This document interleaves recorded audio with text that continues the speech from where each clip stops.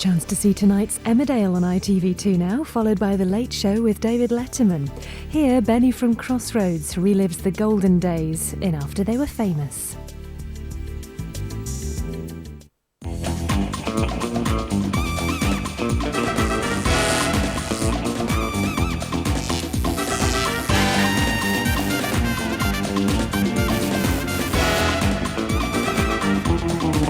Tonight, the pool's winner who said, I'm going to spend.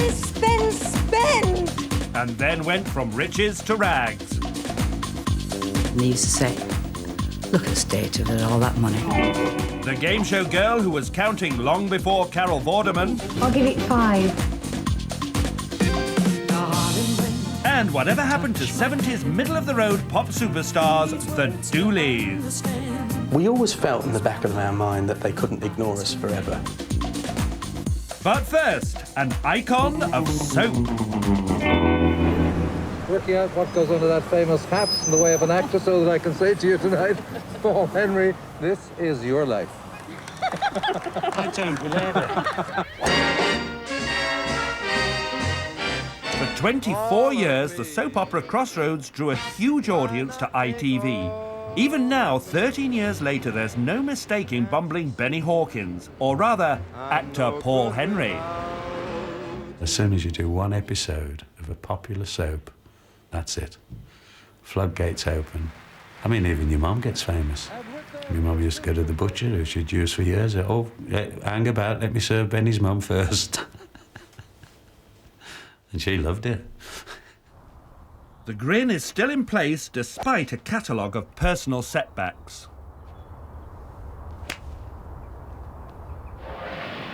Before Benny, Paul had played many roles, from the Sweeney Who wants to know, sunshine? to Shakespeare. Most radiant Pyramus. I were fair Thisbe. But he found real fame as Benny, the hopeless handyman at the fictional motel. I was sharing a dressing room with an actor who was writing, John Rollison, who was writing the first story. He said, I think Paul could play it well. So I walked out of Birmingham Rep, across the road, into Central, to do what was then, I think, a 6-8 week story line of this chap who worked for Miss Diane's uncle. Mr. Charles, how do you cook a turkey? I had to fight sometimes to keep what I thought Benny was, which was the childlike. How do you cook a turkey? Now, a lot of people say, oh, it's stupid, but I'm sure a lot of people have done that in the early days with the cellophane, not knowing that the giblets were inside. Yeah. Oh, what's this? That's your Christmas dinner. Children used to think, poor Benny, and the dads used to probably say, silly bugger. The turkey looks nice and well done. Shame about the plastic. Paul was at the heart of Crossroads, central to episodes such as Miss Diane's funeral. But a few months before the soap was to be axed, he fell out with the producer and took his grin elsewhere. Finding himself typecast, he was unable to land other acting roles, so he ploughed his money and energy into the business he had initially set up for his wife. Then, almost 2 years after he left Crossroads, his 18-year-old daughter was killed in a tragic car accident. The problem with being famous, to me, was not being able to hide away when you wanted to, for your own private moments. Already grief-stricken, his misery was compounded by a failed business venture. Disgusting things happened. I mean, my house was, as you say, repossessed, and I could have sold it for probably £30,000 more for a quick sale. For quite a few years, I think it made me a bit aggressive. I used to think, I'd have a few drinks and sort of get a bit aggressive towards people. Despite the setbacks, Paul and his wife remained in the pub business. Ladies and gentlemen, Mr. Paul Henry. Fame, meanwhile, had become a thing of the past. Fame was once said to me by a man called Derek Solberg, being famous was when they know your real name. not your character name. Sadly, the pub business is also over for Paul. Today, he's returned to being an out-of-work actor, which is useful since next year Crossroads comes back to our screens with a brand new remake. I'm still an actor. I'm still on the market. I still want to start work. So will Benny make a comeback? So far, the phone hasn't rung.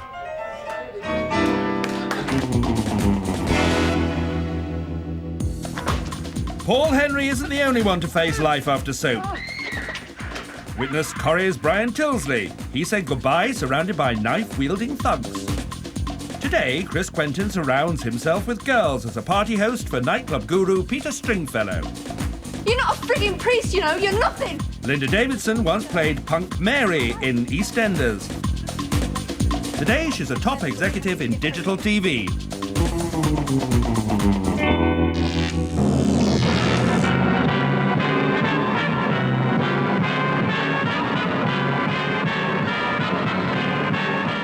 For 5 years in the 60s, ITV's pop show Thank You Lucky Stars passed judgment on the new releases of the day. With a regular audience of 16 million viewers, over 3,000 artists, including the Beatles and the Stones, did their best to impress the show's panel. A panel which included the voice of the 60s teenager, young Janice Nicholls. A girl who seemed to love everything. And how many would you give it, Janice Nicholls? I'll give it 5. Nice to have you here, Janice. Very nice indeed. Can I try those, please, John? The navy blue one? Yes. Size 5. Size 5. When we reviewed the records, we used to have to give them a mark 1 to 5. So if you liked a record, you give them 5. And I used to like most of them, and I used to give them 5. So that's how it came about. People just picked up on it, and that was it. Keith, how many would you give it? Strong 4. Strong 4. And how many would you give it, Janice Nicholls? I'll give it 5. I'll give it 5. Oh, I always remember the television programme, obviously, and I'll give it 5. I'm 37 years older. So what, but you can't I was only a mere damsel then. Go on, give it a try. I'll give it 5. I'll give it 5. Right. Nearly 4 decades on, Janice is still with the man who courted her back in her teens, Brian the bricklayer. Jan appeared on the TV show and everything just took off. It was, telephone was ringing and, you know, people at the door knocking, wanting interviews and that. And it just changed everything overnight, literally overnight, yeah. Janice was so famous back then, she and Brian even featured in adverts. I didn't really think I was famous as such, because I've always been just me. And a munch in the middle. Give it 5, Janice. I'll buy it, it's fab. Janice had a thing for Gene Pitney, but he wasn't the worry. It was when Adam Faith came on. And he was doing like the big time thing with Janice, and he put his sheepskin coat on and he says, "Come on, darling, I'll make you a star." And I just walked up behind him, towering above him at 5 foot 8 and says, "You're going to make your bloody self on it first, don't you, mate?" Swearing? I know. And he told his manager, Eve Taylor, and they wanted to evict us from the studio. So that was the only time I ever got knocked. But I never fancied them.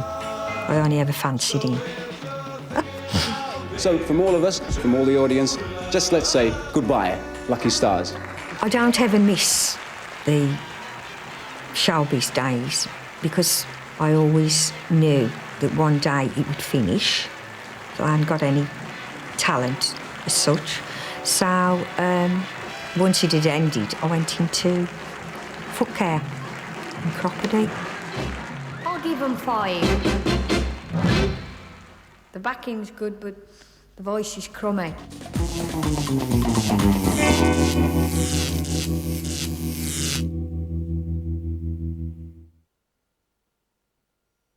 Look around you. It's the big ideas that change the world. The wheel, electricity, aeroplanes, the internet. Now that is a big idea. With it, you could find a bigger house, a better school, a better job. You can buy shares while you're eating your porridge. Get a personal loan halfway up Mount Fuji. Pay your bills in the middle of the night in your gym jam. It's a liberating experience, I can tell you.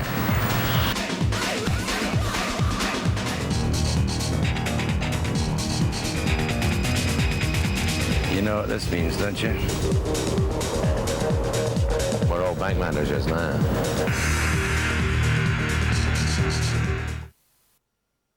It's gonna get me. Yes! FedEx, whatever it takes.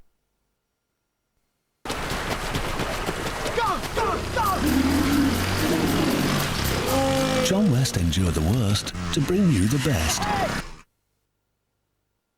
He was known as a playboy. Randy Andy. And then he fell in love. She just was good to be around. Apart from anything else, they were soulmates. Very high-spirited lady, and the spirits couldn't be kept in the bottle. A portrait of one of Britain's most controversial couples, Andrew and Sarah, Friday, 10:30.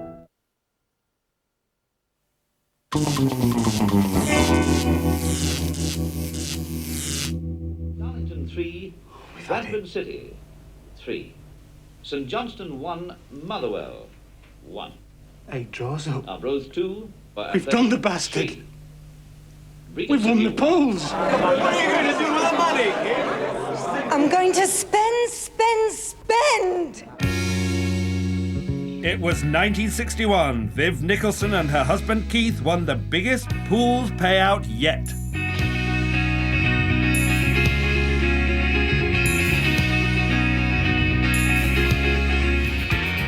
Viv ended up working in a shop to make ends meet. She won the equivalent of £2 million, but blew the lot in 4 years. I like spending, I love it. You know, it bought me the things that I dreamt about. Someone says, what are you going to do with all this money? Well, I'm just going to spend, because, I mean, I had nothing. Parties, houses, more parties, holidays, yet more parties, a dozen flashy cars. The money burnt a giant hole in Viv's pocket. I liked American cars. They were big and they were showing. They were flashy like myself in them days. It was good. We never thought to count. It was only Littlewoods that would come and give us a nasty knock now and again. You have to watch your spending, you know, because if it goes on, you're not going to have any. Well, we're okay, we're all right, you know, just leave us alone. And even Keith wouldn't even get up to speak to them, you know. He'd stay in bed and say, oh, wait while they go, you talk to them.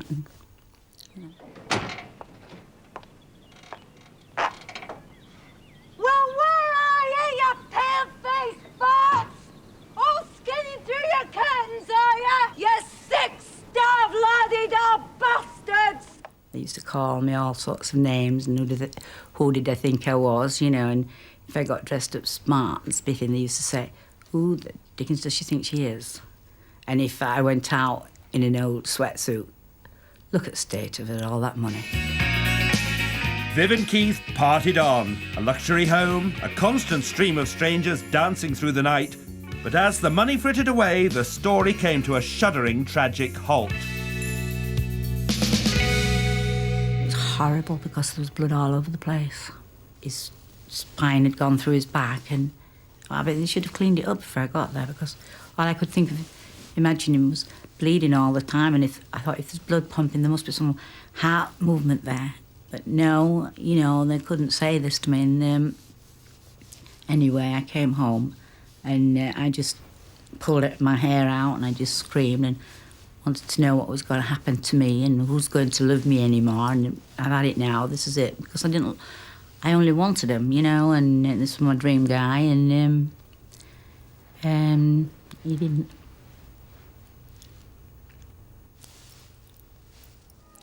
At 36, Vivian Nicholson is back exactly where she started, sitting penniless in front of a worn-out television set. I think I was on self-destruct button, to be truthful. I used to drink a bottle of whiskey a night, take a couple of sleeping tablets and surface about 5 in the afternoon and never eat. I went down to 5.5 stone. Viv hit rock bottom, but her story wouldn't go away. A book, a play, an album cover, she became an icon, a symbol of fecklessness. But none of it helped her, until 2 years ago when a musical of her life opened in Leeds. I cry. Oh, I hated myself up to watching that musical. I thought I had no hope ever of being anything or anybody any different to what I'm supposed to be, wild and reckless, and it took me 4 sittings to to say, I love you. I think you're fantastic. Last year, the musical transferred to London's West End, with Viv on a percentage of the profits. It's won loads of prizes, including the prestigious Olivier Award for Best Actress given to Barbara Dickson. So has it made Viv rich again? Well, she's not telling, but she has packed in her job at the shop. Which means we might yet hear those famous words again. I'm going to spend.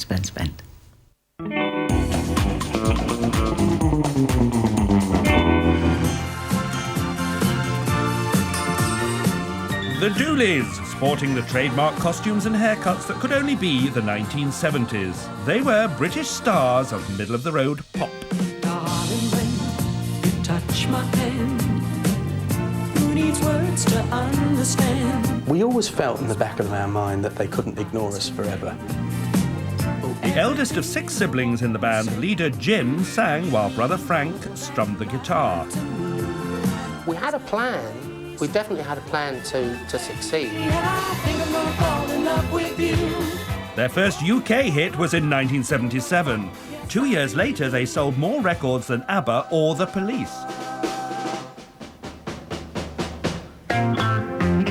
The Duellists made their first step towards fame in the 60s. The young family outfit would establish quite a name on the northern club circuit. But whilst still relatively unknown across Britain, the band became icons in an unexpected market: Russia.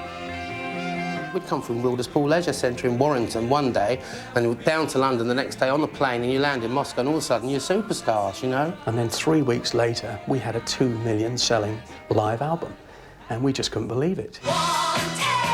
And by 1979, they'd well and truly cracked the UK market. Wanted was a smash at number 3.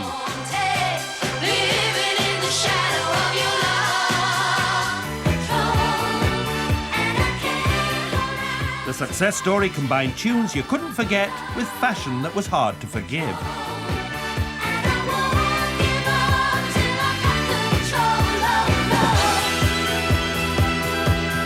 We used to spend about £2 a week on clothes. And you've got the old butterfly collars and the waistcoats. Some of the costumes were just fantastic. In later years, lineup changes and a raunchy new look couldn't sustain the hits. And despite being big in Japan in the 80s, the Duellists finally threw in the kimono in 1991. Will you take me back? We didn't want to be old people still schlepping around the clubs and having an audience thinking, well, they don't look like they did on Top of the Pops. So, we decided to call it a day. These days, Jim is a partner in a business providing powered wheelchairs to the disabled. Frank runs the Northern office. We found that 75% of disabled people were living only on state benefits and that they weren't being assisted at all. The wheelchairs are paid for by a number of different charities. Jim and Frank are the middlemen who make it all happen. We do need to know that. You're talking about people who have no savings, no funds. It's like being Father Christmas. I never knew what independence meant until I did this job. That guy can now get out and go to the park on his own. He's got freedom. He's got his independence back. And I go away thinking, right, he's happy now. He's not a prisoner in his own home. Just make sure that you've got the hang of it. I get as much, probably more, job satisfaction from doing this than I ever did on stage. And that's, without exaggeration.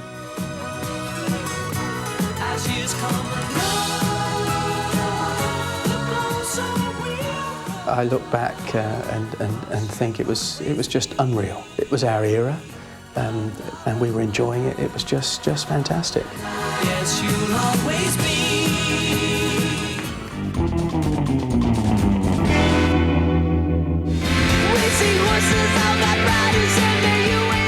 Other popsters who kept it in the family include 70s superstar Mormons, the Osmonds. Today, brother Alan hosts internet websites promoting family values. The Nolans were good Catholic girls and everybody's favourite singing sisters. They still do it today, but Bernadette's become a soap star on Channel 4's Brookside. Coming up next week, how ski jumper Eddie Edwards ended up on top of more than just a mountain. I had a few sort of one-night stands type of thing. The 60s pop star who went from grooving on down to sending people down. And the child star who sang Chitty Chitty Bang Bang Bang but didn't find it funny. I just didn't like any of it. After They Were Famous returns on the 7th of December at 10 o'clock. Next Monday at 10:35, the unforgettable Sid James.